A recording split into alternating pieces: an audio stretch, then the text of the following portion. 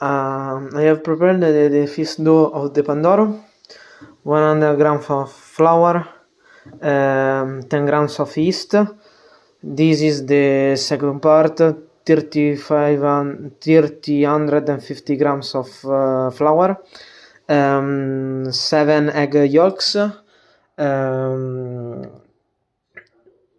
honey with vanilla, and 140 grams of sugar. Okay, the dough is done. Now I have to wait for the levitation about 1 day. Then I put the mold and cook it. I see you tomorrow. The Pandoro is done. Now I have put it on in the mold, and tomorrow this night I cook it.